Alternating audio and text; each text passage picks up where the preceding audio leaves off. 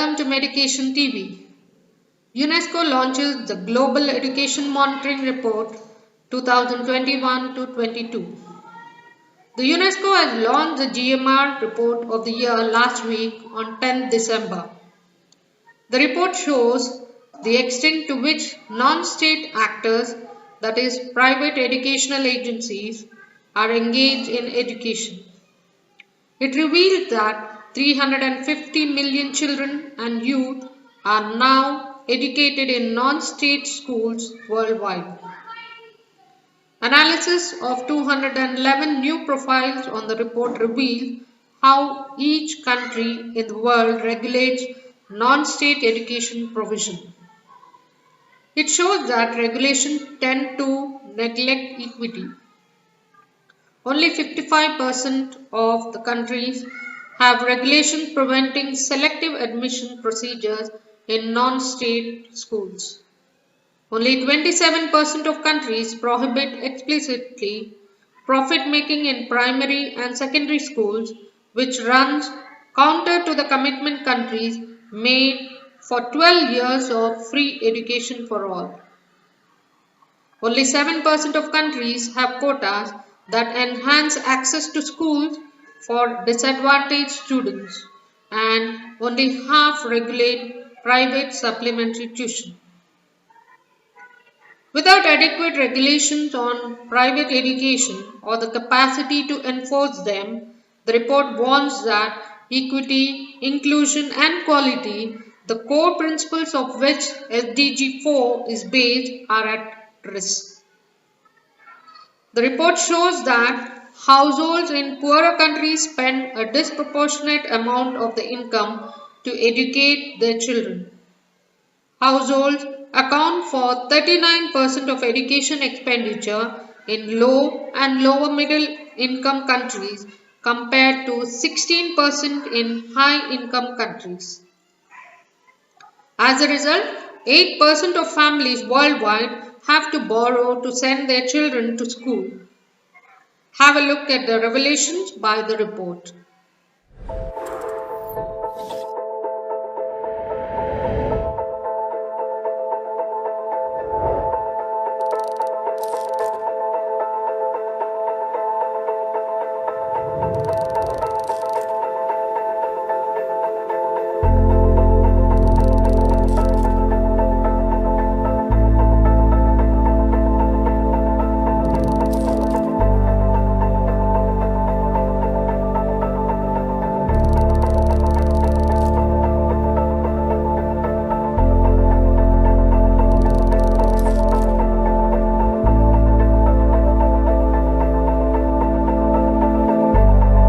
We have close to around 12 million people entering the workforce every year. The skill development problem cannot be solved by the government alone or neither by the industry alone. Many of them are school leavers, college leavers. They need jobs and they are ideally suitable for entry-level jobs. To train them and put them in jobs, all the partner stakeholders need to work together. मैंने सोचा कि बहुत अच्छा मौका मिला है मुझे क्योंकि ये बिल्कुल फ्री है। ये मेरा फर्स्ट स्टेप है क्योंकि मेरा बचपन से ही सपना रहा है कि मैं doctor बनूं।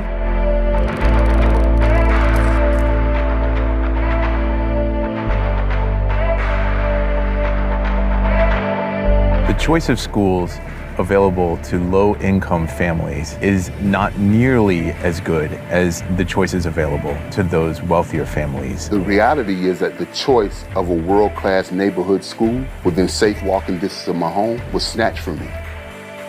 As education privatization increased, African American students were increasingly segregated into low-income and uniracial schools, due both to an increase in charter schools and to public school closures.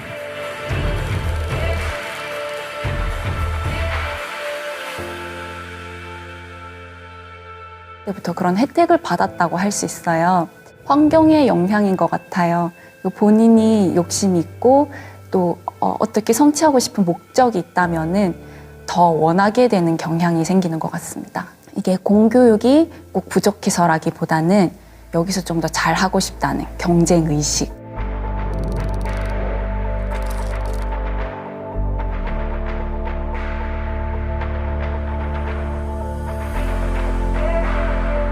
A minha maior preocupação quando eu decidi me formar em recursos humanos utilizando o FIES já foi como eu pagaria. É muito assustador você ter ideia de que você está fazendo um curso para pagar ele depois de 2 anos ali no contrato, sendo que você não tem certeza de que você vai arrumar um emprego dali 2 anos.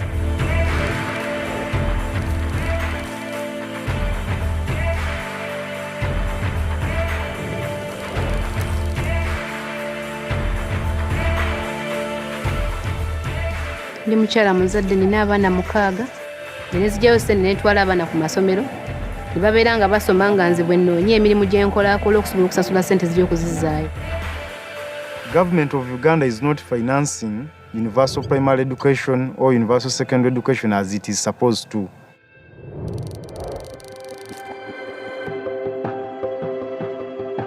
Education is a public good which government should try as much as possible to ensure that each and every person or child gets the opportunity to access. We should be reimagining public education, having conversations in neighborhoods all over the country. Daqui a alguns anos, eu espero realmente que no Brasil as pessoas que não tenham dinheiro para cursar em uma universidade privada ou para pagar o curso, ou realmente precisar investir muito em educação no Brasil, elas tenham mais acesso.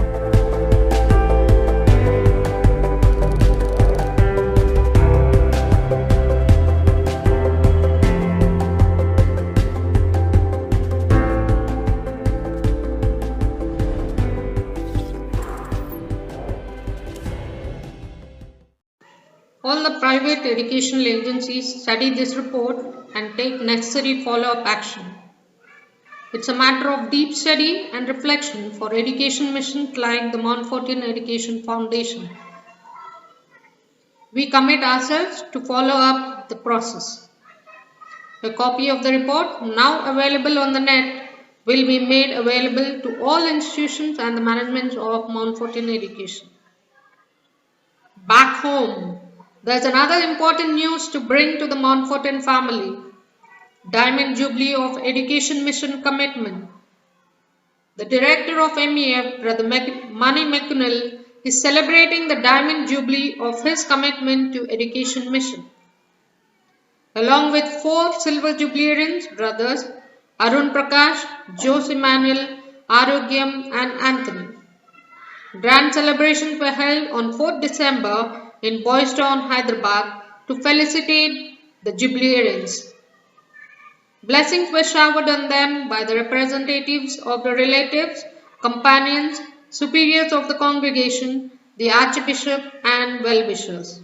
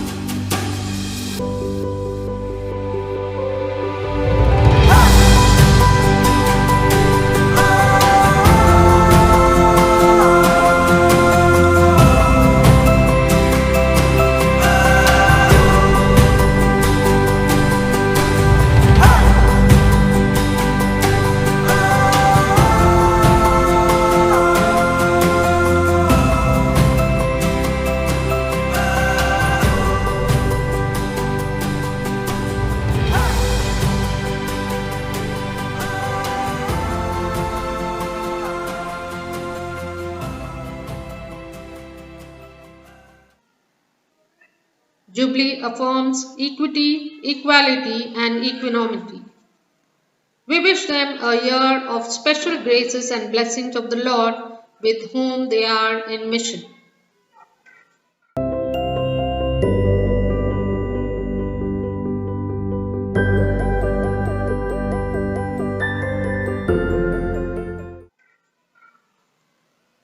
During the last 10 days, you have been reading in the main media about the attack on one of the schools in Madhya Pradesh. It violates the sacredness of educational institution. A school is a sacred place. Learning is a fundamental right of all people. An educational institution in Madhya Pradesh comes under the vandalism of radicals. The authorities are looking for remedial measures.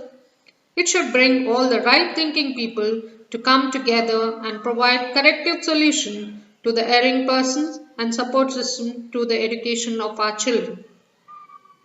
It is a time to reaffirm the goodness of people and our commitment to the cause of future of our nation. As educationists, we should look for educational solutions to such aberration.